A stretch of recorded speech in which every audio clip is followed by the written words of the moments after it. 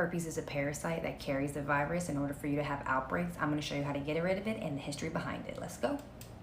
Now, before you guys come in for me in the comments, let's just read this together and you can come up with your own synopsis. If you don't believe me, by all means, it's fine. But there are people out here that are trying to find answers so they don't have to worry about this stuff ever again in life.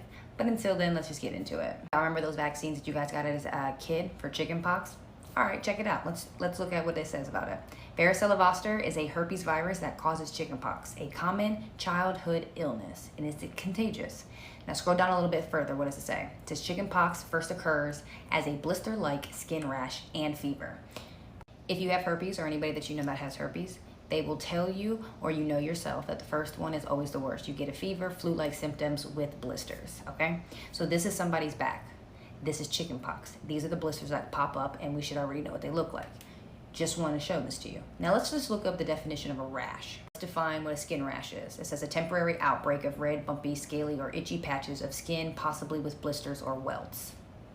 All right, so this is what it says about herpes symptoms, okay? So for cold sores, genital herpes, you will either have oral or genital blisters, okay? So they can be pain, itchy, soreness, all of the above.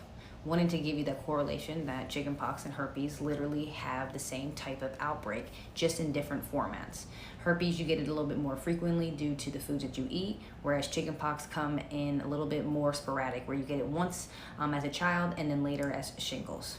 I know you're trying to figure out how I'm doing all of this, but I'm showing you this right here. If you look up the herpes virus family, you will see that the herpes simplex 1 and 2, oral and genital, are also in the same family as the Epstein-Barr, chickenpox, dandruff, eczema, and the list goes on.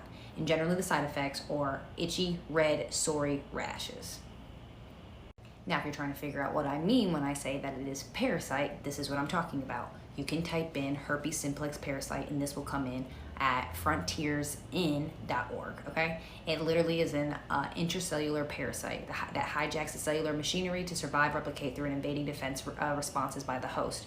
When they're talking about the defense response, they're talking about lymphatic response, because your lymphatic system flushes out all of toxins from every single cell that you have. We have 155 trillion cells in our body, and the lymphatic system touches every single one of them, takes the waste out, and then literally cleans it or flushes it through our urine, our stools, through our lymph nodes, or through sweat in our skin. If you take a look at the fever blisters or the blisters that you get in herpes, they end up coming up as clear liquid that's coming to the surface of your skin.